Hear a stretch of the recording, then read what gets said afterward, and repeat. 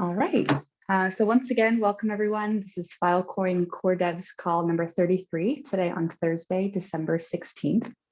As always, we'll be going through the agenda, although just a reminder that we have a slightly new format this week, where instead of sort of going through all of the different implementation team updates, many of which are consistent week to week, we actually gathered all necessary updates prior to this meeting, and we'll be going through only those in particular. As always, if you have feedback about that format, just let us know and we can change it if you find that it's not complementary. But we will also be using this meeting today to talk about some of the FIPs that we have incoming, as well as the upgrade timeline for Filecoin Network V15. One quick housekeeping notice. Our next, let me pull up the calendar to confirm the dates. Our next originally pre-scheduled Core Devs meeting was originally supposed to occur on Thursday, December 30th, but this has been canceled due to New Year's and the Christmas holidays. So currently the next scheduled meeting will be on Thursday, January 13th at the same time. During this period, folks will still be available and network monitoring will be ongoing. So if you have any issues or concerns, as always, you're welcome to flag them on Slack or by messaging myself or anyone else you think can help directly.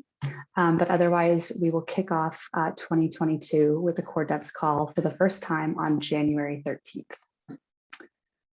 So with that, let me actually share my screen for all of us, since again, we have quite a number of topics today.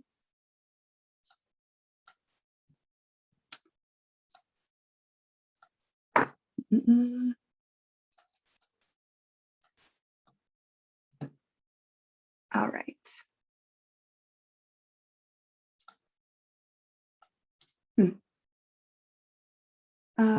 Sorry, where's the presentation? Here we go. All right, so let's get started by going through some of the implementation team updates. Stephen, you wanted to talk about the small miner reward pooling that the Venus team is working on. Did you want to present or take it away? Okay. Yeah, I also have a slide here. I will share my screen. Go ahead.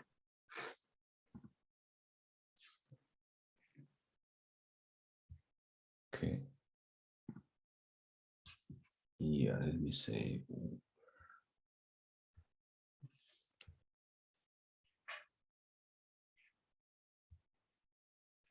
Take your time. It was kind of tricky for me too. Yeah, let me see which one. Okay, just share this. Okay. Mm-hmm. Yeah, can you? Okay, wait a moment. Yeah, can you actually see this? The slides. Yep, looks good. Okay. Yeah. Thanks. I have a document actually. I'm not sure you already reviewed that. I see some people have reviewed the moment here. So I have reviewed the document in Google Doc, and here I just make some outlines here to show you and to get some feedback. So what we're talking about the Filecoin reward pooling. Why we talk about this is because while we set up the Venus distributed pooling for this minor, for smaller and medium storage providers, we're thinking about we want to improve actually the reward streaming certainty for all the miners, because especially in our incubation program, and there are some small miners that just have storage power less than 1 petabytes, and the rewarding is very unstable actually every day. So we're thinking about how to improve the reward streaming certainty, and also we're thinking about, well, the total power of the network is growing up to be more and more, and the uncertainty and non-stability will grow.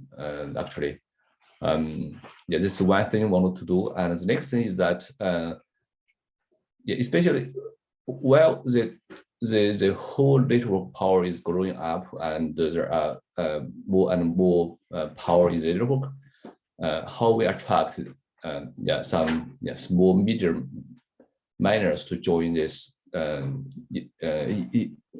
ecosystem, and they could have some reward pool, and they could especially very solid reward streaming.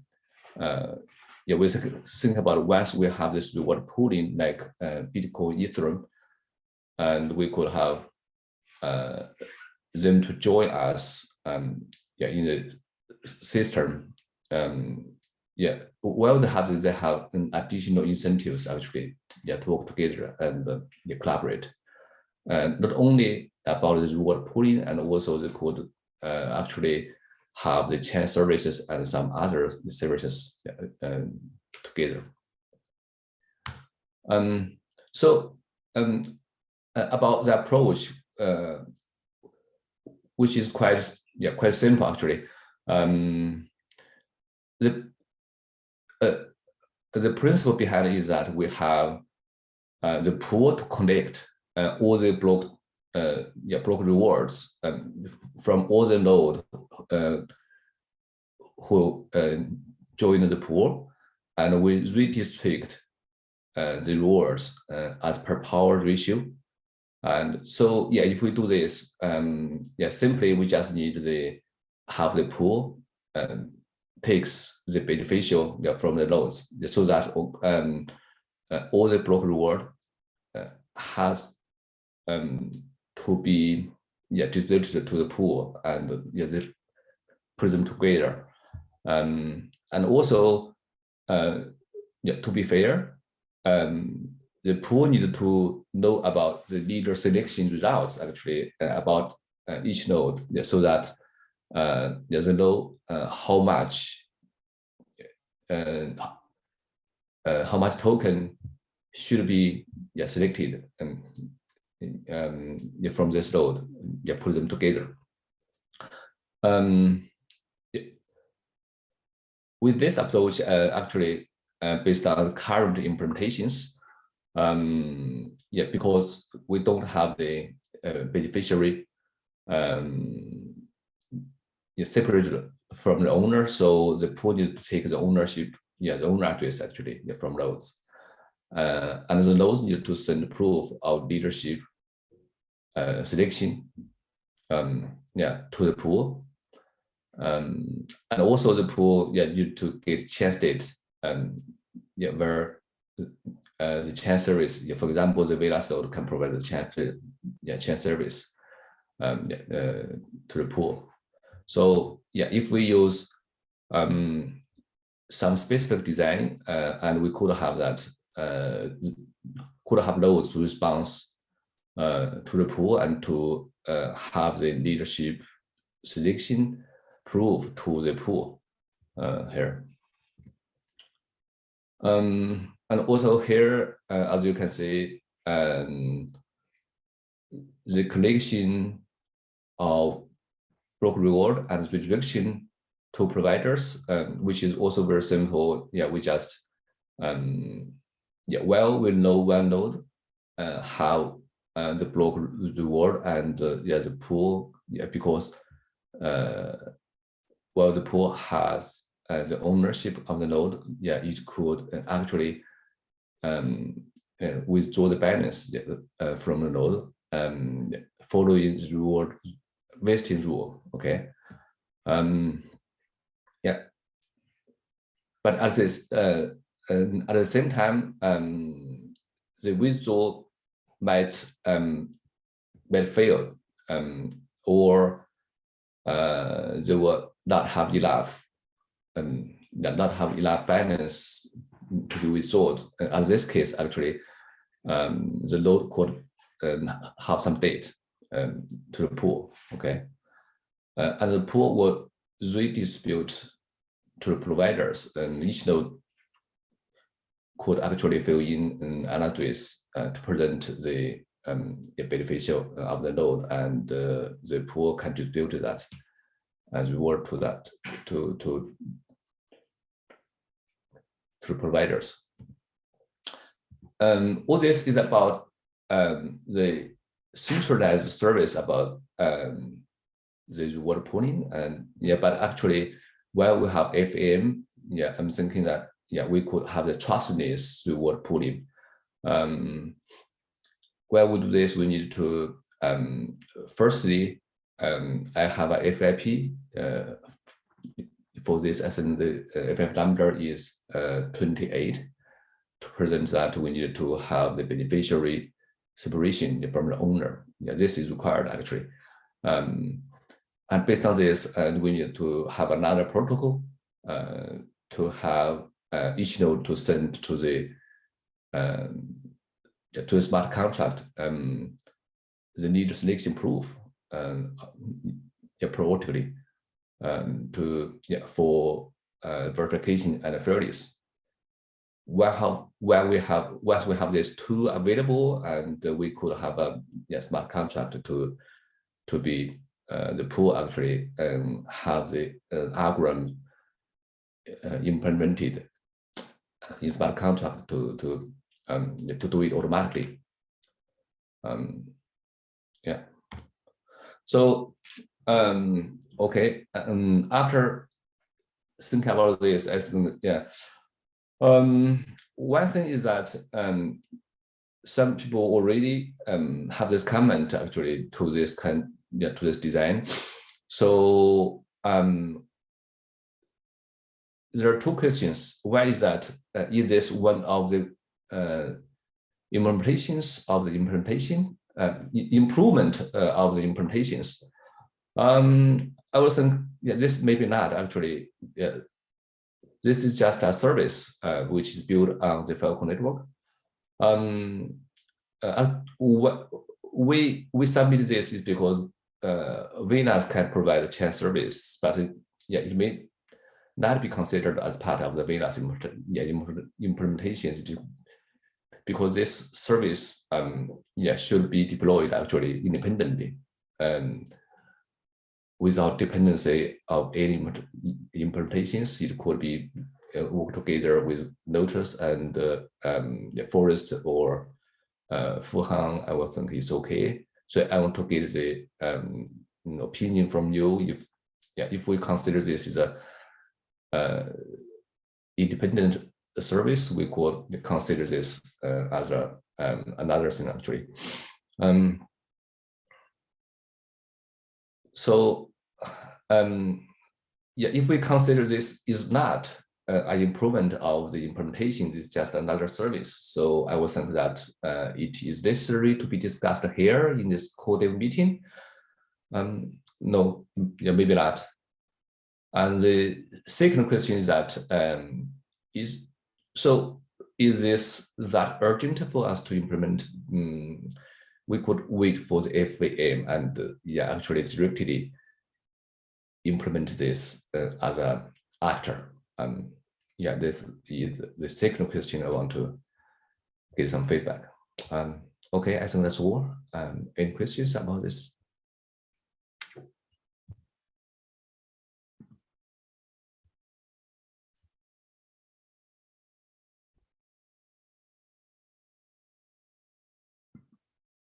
Okay. I think I have a question, maybe not the urgent one, if one else has. So I'm not sure it's up to discuss today, but the question basically is it really a trustless approach, even if with FVM, like the smart contract one, there's still someone to deploy the contract and to manage it. And for me, I think it's still be needed to provide some governance schema, even with FVM on board. So maybe it can even be possible to do so without FVM. Did you consider this option? And if yes, then what are the problems that you foresee? I think it's an option.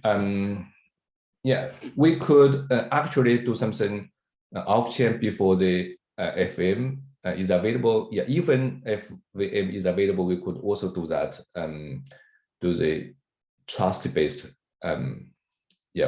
reward pooling as a service for gathering some experience actually about this, and then we could with this experience we could put it into a smart contract. Well, we really read a smart contract for this actually is because the smart contract will be open sourced and will be audited. That will be basically the trustworthiness actually not governed by it might be governed by the community, but it is not so complicated. So I would think that if we could carefully review the code and to have that audited and while it's stable, it could run automatically.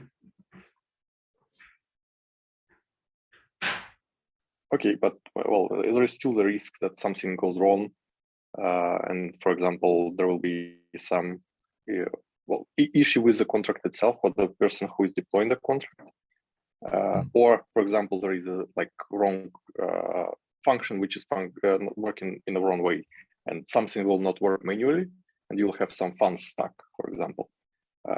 It will introduce some complexity on how to resolve these issues, even with a contract on board.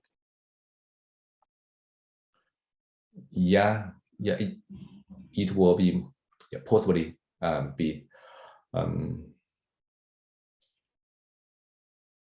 for a smart contract. I would think the problem is that you cannot upgrade it. So we could do some trial actually, use one contract deployed, and if that is done, and we could actually deploy the official contract into the network. For some verification and make it run later on. We can discuss it in more details where we have this design later on. But this direction is like this, I would think. Okay, would be glad to see the development of that. Okay, thank you. Yeah, thank you, Stephen. Of course, we can continue to circulate too as you work on those specs if you want us to share with the other implementation teams. Is anyone from the Lotus team or the Forest team have any additional feedback, questions, or concern for Stephen or his approach?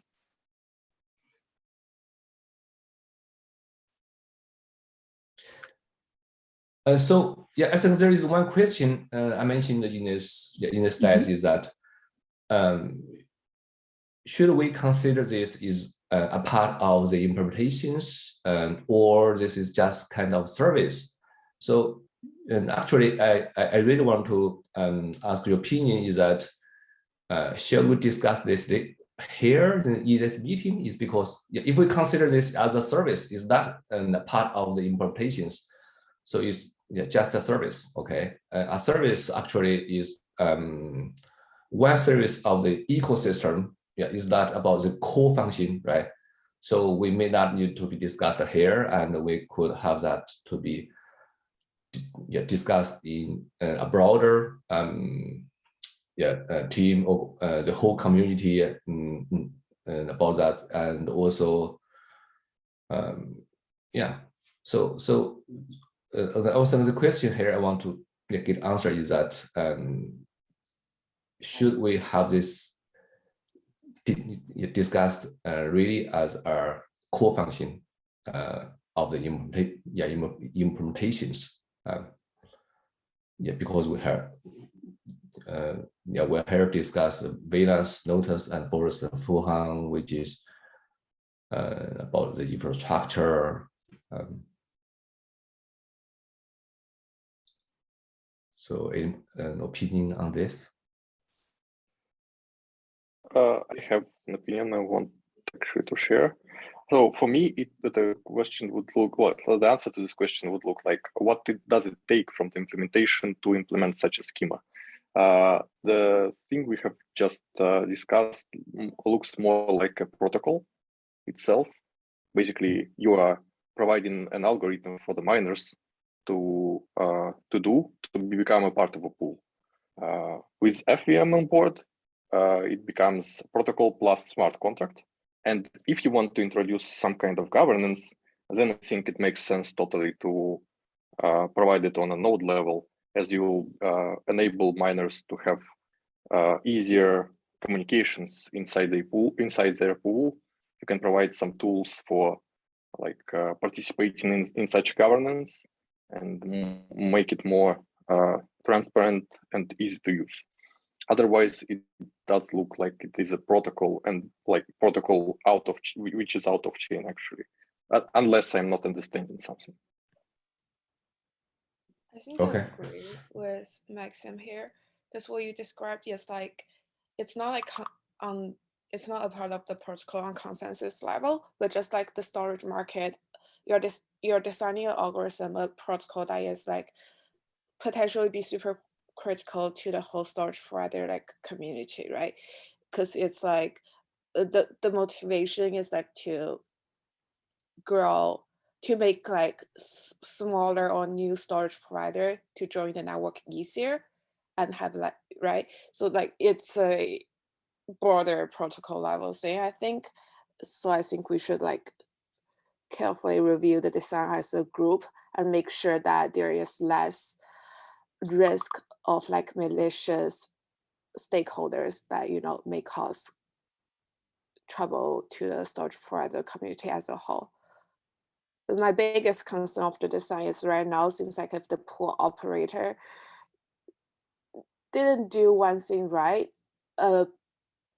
like all the participants of the pool may be damaged because like, you know, pool operator has the control of the owner address or like all the fundings and stuff like that. It's like a single source failure. Yes, and understood. So we need to consider carefully, and I would think that the reward pool was not so big actually. Yeah, if this is that, if meeting basic questions, yeah, is not solved. Some small scale of the reward pooling could be possible, but yeah, we could move on actually and to have some trial. And yeah, once I have some update on this, I could update you about our thought and see if you have any opinions on this too later on. It's up to you to like what to move forward or not. But like I think if we see it's on trial and if something happened, I'm concerned that that's going to be a bad PR for the Filecoin community or like ecosystem in general. It's like there's the Filecoin pool failed because, you know, the reward is not getting distributed to the storage provider. That was my main concern. Yeah, understood. Okay. Another question is, do we want to push something like that through the FAP, regular FAP process and introduce it on a protocol level? And the question is, who is actually will be pushing that? And it looks like Venus team is onto that. And then we can like make the proposal, work it out through all the like quality gates that regular FIPs have, like all the feedback, community feedback, and then maybe introduce the tooling necessary to provide proper governance and proper security measures on the protocol level itself. Okay. So yeah, I will separate this into two levels. One is that if we need to the protocol level change, yeah, for example, something need to put into the FIP, for example, the beneficiary address, yeah, which is also for this actually, and for others, which is about the basic function, and yeah, as the consensus or the protocol level change, yeah, this should be absolutely to be be discussed and to be implemented in all of the implementations. Yeah, should be discussed here. And if there are some tooling or some service at a high level, yeah, we could actually move on and to have that discussed in broader, broader community. And all of this, we'll put them together to make it a system. Yeah, thanks, Stephen. I think organizationally, what you may find useful is constructing actual specs for this proposal in the Venus issue log, the way you would any other type of implementation enhancement. So that way there is a public space where other implementation teams can take a look at what your team is proposing and what direction you're taking, and whether or not you eventually want to pursue protocol level changes and go via the FIP route, or whether you see this as a Venus specific service enhancement that is standardized potentially across other enhancements, is something that we can continue to talk about as a group, and we can continue to provide public documentation. I think that would be the clearest way forward. Sure. Great. Cool. So for the sake of time, I think we're going to jump to the other implementation teams and their updates. Stephen, thanks again. And if you have any other documentation that you'd like us to keep in the notes, including your presentation, feel free to Slack it to me and we can make sure everyone has a copy of it as well. Sure, no problem. Great. The only other updates that we do have are from the Fuhan team, who noted that they have a delay in the release timeline for their minor 1.0 enhancements, as well as they've introduced new Prometheus metrics for network monitoring, and they're working through deciding what types of upcoming node and feature enhancements they'd like to pursue the team. Maxim, I'm curious to know what your new minor module release timeline looks like, but also if you have anything else to add. Go ahead. Yeah, so the timeline is not specified yet, as we are still making experiments. We're expecting to be somewhere in January. If everything goes well, I will provide, well, probably more updates on that on next core devs, unless it will be released by this time. So it's not that easy to say when exactly it will be shipping, as like some experimentation is in order. As soon as we will resolve all the issues with scheduler, we will have more precise estimate. Great. Are any of the details for any of the testing, bug resolution, or ongoing development work present in the roadmap? I will check. I'm not sure. Well, I can provide an update verbally. So basically, we have an issue inside the scheduler, as it's not scheduling the work properly. I mean, the work for the minor workers. And it's not as efficient as it should be. So we are currently working the way scheduler is working with workers. So I will try to like make it visual on the roadmap and GitHub repository. Thank you. Any questions for Maxim? All right. And any additional walk-on items from either the Forest team or the Lotus team?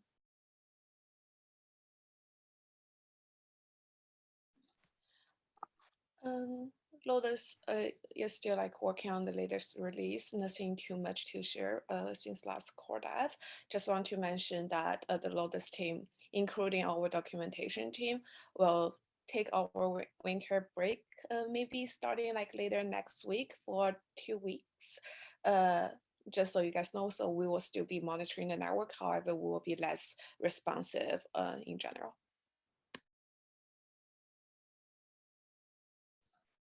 Thanks, Jennifer. Lee, looks like you have something. Yeah, thank you, Caitlin. Yeah, from the Forest team, we are mostly working on the consensus audit fixes to get the forest actors in shape for the FPM in the next year, and also posted our community roadmap updates in the Git that for everyone in the Git issue that everyone is sharing. And apart from that, we have a couple of issues to take care of before syncing fully to the mainnet, but that's mostly about the update from the forest team. And most of our team is going to be off for the last 2 weeks in December. So we'll be back in full action in January. Just wanted to provide the update to the community. Yeah, Elizabeth, if you had something to share, please go ahead. Yeah, I can give a quick update on the mainnet sync. So yeah, so the last thing that we had to implement was the DRAND fetching update. So that's now implemented, and we're just in the process of testing it and fixing some bugs. And yeah, hopefully after that, mainnet will be working. So yeah. Just in time for the upgrade. Yeah. Thanks, Elizabeth. I also got a separate message from Dragon. It looks like the Bloxico team, who he had introduced the previous meeting, they're on the line to present as well. We do have some time constraints at the end portion of this meeting. We still have 2 FIP presentations and a discussion of the timeline. Bloxico, you do have a few minutes if you'd like to present, but if you'd like, we can also give you more time on the January meeting as well. So it's up to you, what you prefer. Yeah. Thanks for the time. I'm going to do a really quick update because I also have a flight to catch soon. So it's not going to be more than 5 minutes. Let me just share the screen. Thanks. So if anybody was on the previous Core Devs meeting, we were talking about evaluating the quality of the Filecoin node implementations. And this is the dashboard that we are developing right now. And if you look at it, the situation would seem much worse than it actually is, meaning that everything is bad, but it actually is not. We are just focusing currently on annotating and cataloging all the behaviors for the blockchain system. As you can see, there are like more than 1,200 tests for this system, and some other systems are much smaller. So the thing is basically, what are we doing? We are cataloging everything, then annotating stuff like the existing tests, and after that, we write additional tests to improve the components that we find to be lacking. So in reality, it looks like I cheated a little bit here for this presentation. I deleted some of the behaviors and stuff, so I can show you how it looks like. So if you take a look at the wallet here, there are basically no tests. Gray rectangles means that there are untested behaviors that we catalog, but there are no tests in the code base for it. So basically what you do is you write these behaviors in YAML format that looks something like Gherkin, if anybody did BDD before. If you run it and rerun the app with it, not gonna work. Sorry, I'm in the wrong folder. It never does when you're on a live presentation. Yeah, if you run it, basically what happens here is we're gonna see some behaviors there.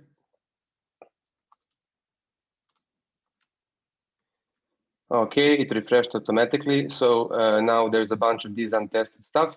There's only 2 tests written for this. And what you actually should do is write some tests. I'm not going to do it, obviously, because I have 5 minutes. I'm going to cheat again. There were tests, and this is the output from the CLI tool that basically crawls the code base and figures out where the tests are. I'm going to uncomment that.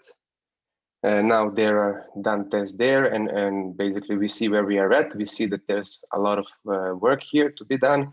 There's also a big catalog of everything that we are doing here, where you can search for all of these things. Wallet, whatever, token wallet is not wallet. And you can use it as a to-do list when you are implementing a new node to figure out like what you should do to fulfill all the requirements of the Filecoin network. If every behavior is tested, there's a check mark there, you are basically done. And I would like to use this last minute to just do one more call to action. I wrote on slide that we need some help with basically enumerating these behaviors and cataloging, because the more data and more feedback from the Lotus devs we have, the better and this dashboard is going to be, and we're going to be more aware of the current state of the Filecoin system. And that's it.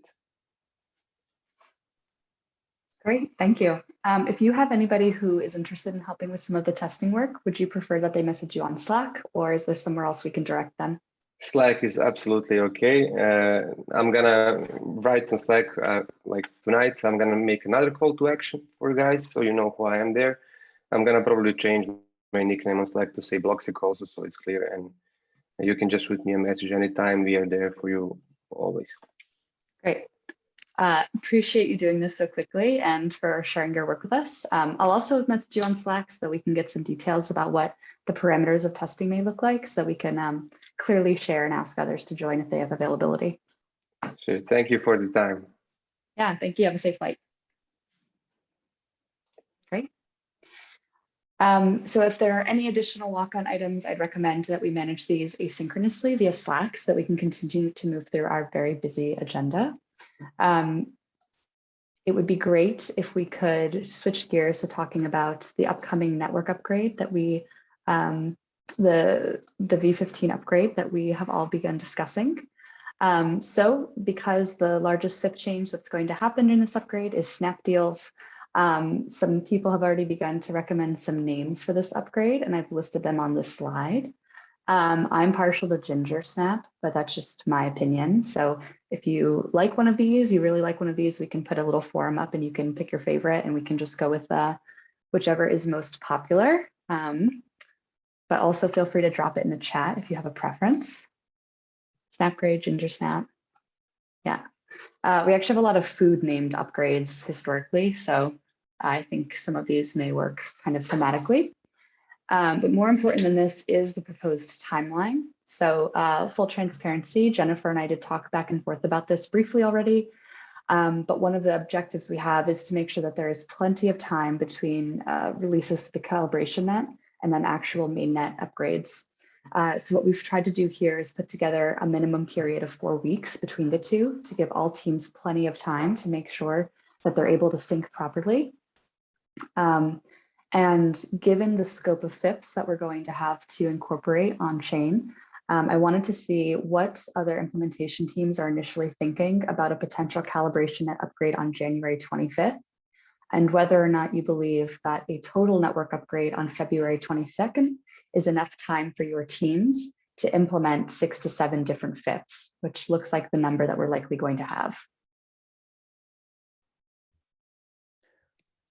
There's one thing I want to mention is that, about the new year coming. I think the Chinese New Year is February 1st. Usually, okay, the all Chinese community will be the Spring Festival will take about 1 to 2 weeks at that time. So yeah, if we put this to on the main network, the 22 February is just really after the Spring Festival. Perhaps we want to add a little bit more buffer here. Sure. Let people to catch up. Yeah, that's a great note. So once again, looking at the calendar, we could pull this up an additional week or two. That should be no problem. The goal would be for all of the implementations to sync together on calibration net first as well. And I know in the past that hasn't always happened. Do you think it would be an additional challenge for your team to meet this deadline if it were to fall during Chinese New Year? Not for mainnet, but for the calibration net. Yeah, this is 25. It's I would think that should be okay, and it's because the slap deal is most likely okay about the proof part and also the consensus part. Yeah. Sure. So, Yeah, go ahead. Yeah, so I think that most of the most complex FIPS that you're going to have to upgrade, the technical specs have already been made available. The others, of course, there will be ongoing work to develop them, but there is nothing that would present a specific risk. I'm also trying to catch up with, Jennifer's point is like, what are the FIPS specifically? We can begin to discuss these just in tandem.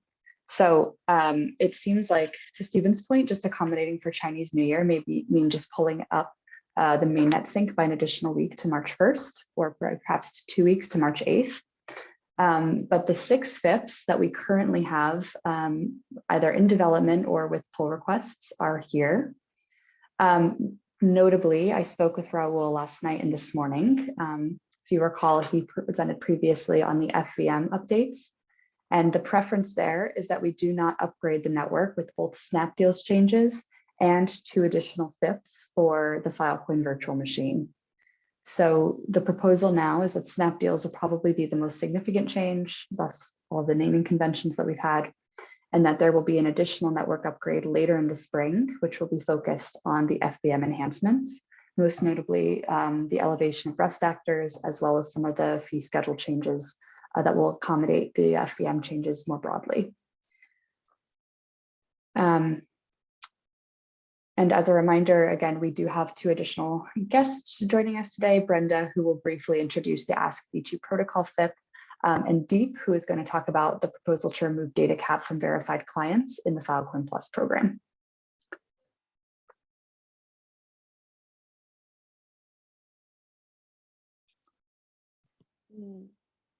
Deep, do you want to go ahead and to share more? God, I was on mute. Yeah, Thank you very much. Yeah. Cool. So the Falcon Plus FIP, honestly, pretty simple scenario, which is that today in Falcon Plus, many of you are already familiar, we have this resource called data cap. Data cap gets created and given to notaries to give to clients, and clients expend it when making deals with storage providers. There's actually no other way for data cap to be removed from the system today if it's reached a wallet of a client.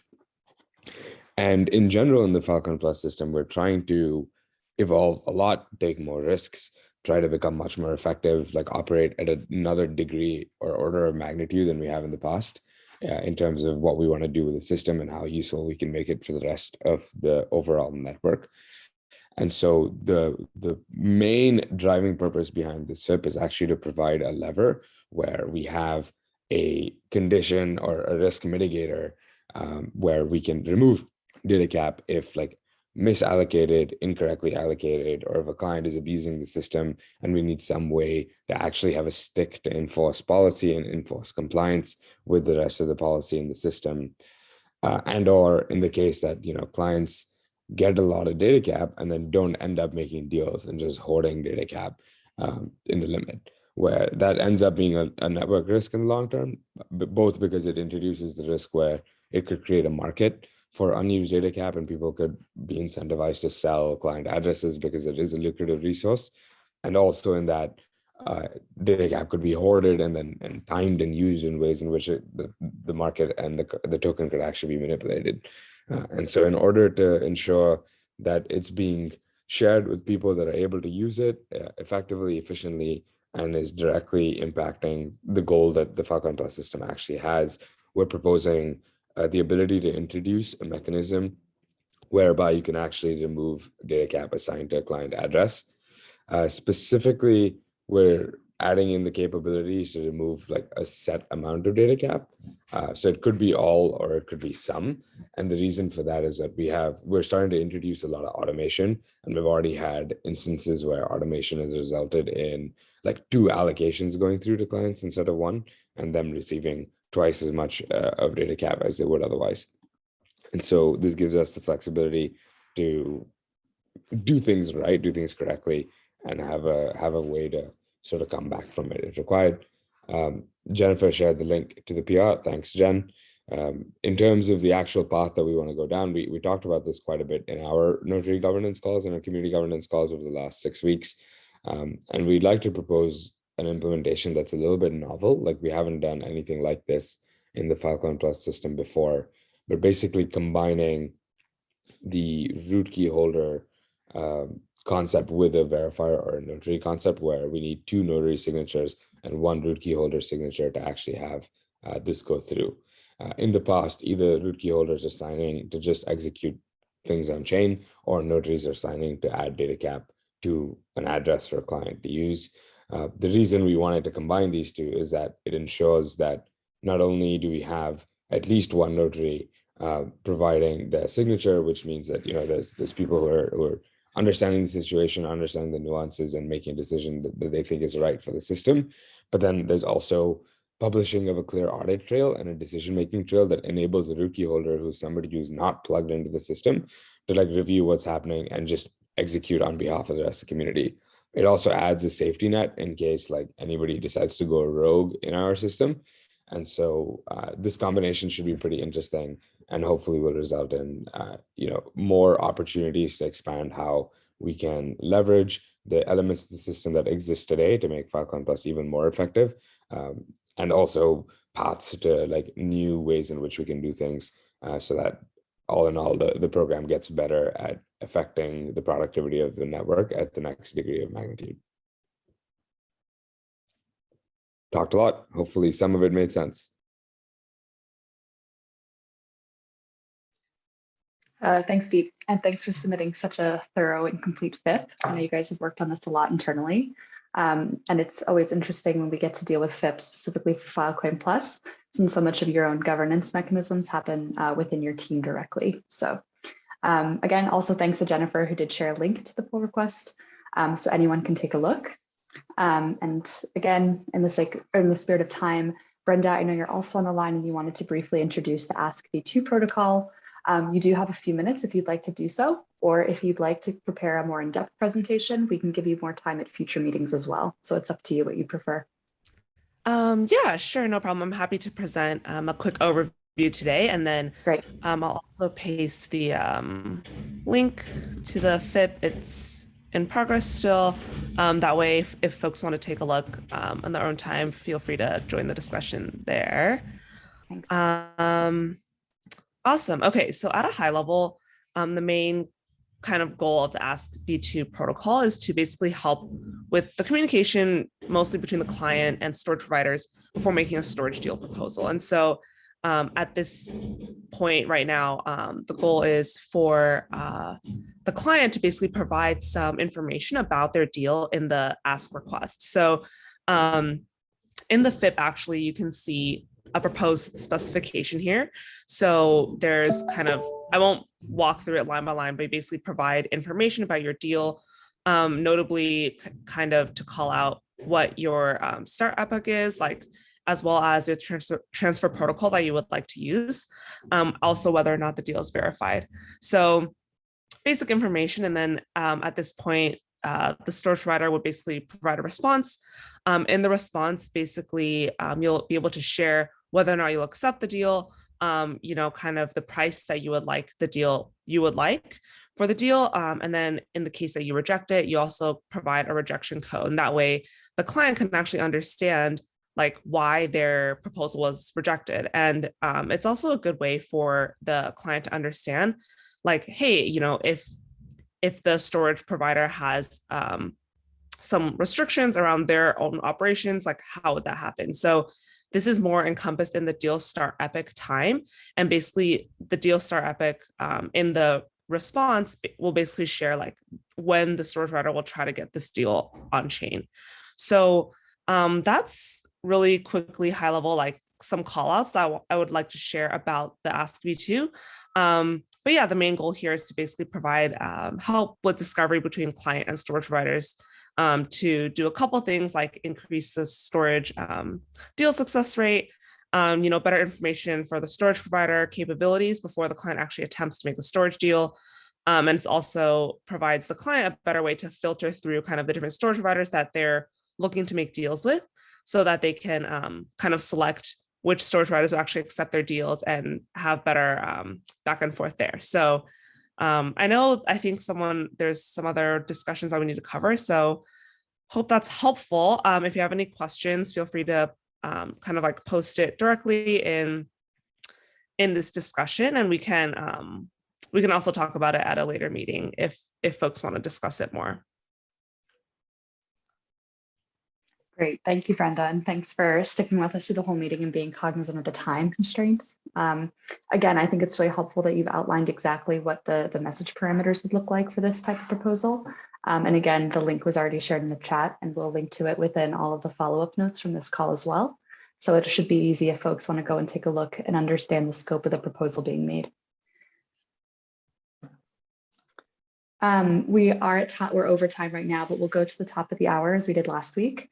Very quickly, I think the path forward for actually confirming the network upgrade with these FIPS. Jennifer, I know you mentioned wanting to review. Do you have any concerns right now about the general structure of our timeline or the idea of pushing it out 1 or 2 weeks into early March? From my perspective, it's more about like what other scope must be included in the network upgrade. If we're only talking about like snap deals, I think the proposed timeline Lotus can make it, but I do agree that with Steven that we should like take Chinese New Year into consideration as well. But yeah, I don't know what's the rest of the FIPS we must be included, but if it's 6 to 8, we have to evaluate the timeline. Okay. So what I would recommend we do is I can open up a discussion with all of these details. So the current proposed timeline dates, as well as all of the FIPS that we currently know are likely to pursue network adoption during this upgrade cycle. We can make this sort of high priority and circulate it as well amongst all the teams so that folks can weigh in. And again, really important for each team to really look at their backlog and their upgrade capacity for whatever outstanding goals, Mainnet syncs, et cetera, may be ongoing specifically on top of the additional enhancements that would be requested in the coming weeks. Yeah, so Lee, you agree that the timeline seems tight. Do we want to push that to the end of March, perhaps?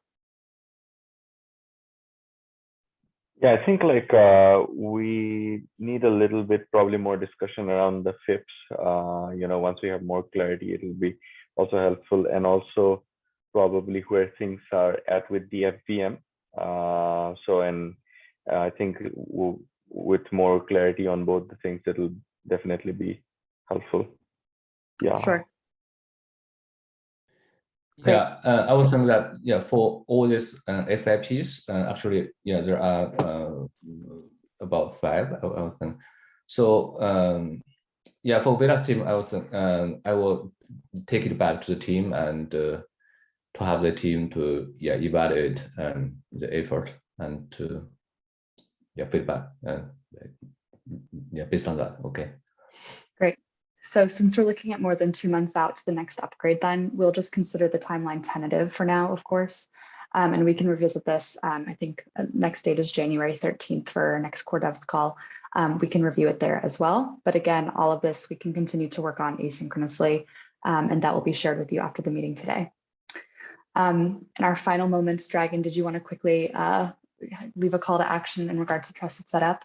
Yeah, I'll just share it here in the chat and we can add it. I will do it async also, like reaching out to the groups. But in order for us to have snap deals, we need to run trusted setup. That will start on the 11th of January. And here are the important kind of links. So I'm hoping this can be added to the meeting notes from today. And then I will run it from there. What we're doing currently is like the internal run. And these are the requirements for somebody to apply. And I'm already in contact with some of the people who we want to include from the community side. So I will share the details, but this is the group that you can get more information. These are the requirements, and then this link is the calendar event where you can pick your date, and then I will reach out and kind of organize in more details what is going on. But this is like the prerequisite for everything, is running the trusted setup. So this is my call to action for everybody who wants to run it, to apply, and we go from there in January. Great. And as a very last item, sorry that we did go out of order from what was scheduled, but Ayush, you did mention there were 2 protocol bug fixes for Lotus that you wanted to bring to everyone's attention. Would you still like to briefly touch on those, or are you? I think we can put them to the next call. They're both relatively small, but yes, I guess I'd nudge folks to take a look at the agenda for today's TPM call, in which I described the changes that are being made. One of them should be a one-liner. The other, which is about the circulating supply, is just a little bit more involved. But we could go over them in detail in our next call or async. Also, just quickly wanted to flag on timelines that just the FVM team I know is hoping to get like their first whatever their milestone is in Q1 as well. Obviously, that's not set in stone, and we'll have to adjust based on how things shape up here. But you know, the FEM is obviously like big exciting thing that everyone in the ecosystem is excited for. So whatever we can do to accommodate that will probably be helpful as well. Yeah, thanks for flagging. Yeah, I spoke to Raul this morning, and his update is that none of those FIPs will be ready until Q2 now. And again, the idea is to separate out snap deals from the FEM. So if there's any concern with really pushing out the timeline into March, that it would delay that incorporation. But that's something that we can take into account as well. Yeah, thanks. That's good. All right. Any other last minute items or anything else anyone wants to bring to the group's attention? Yeah, I just want to propose let's sync up like each of the implementation. Let's review all the FIPS and the scope as soon as possible, and like sync offline. And also like maybe Lee, we should discuss like for network V15 years Forest expecting to keep up with the calibration and Mainnet sync. I think that's also going to impact our upgrade timeline as well, because I know there's a lot of things going on in Forest these days. Yeah, for sure, Jennifer. And I think like we are looking into calibration net at the moment. So I think like we'll get more clarity on that one, but definitely the scope of the next network upgrade really helps narrow things down for sure. Yeah. All right, so we're just at the top of the hour, so we will end the meeting here. Again, as always, everything has been recorded, and we also do have meeting notes available. If anybody has any additional questions or items that they'd like to add to those meeting notes, do please let us know. And otherwise, we will be in touch in the new year. Thanks, everyone. Thanks.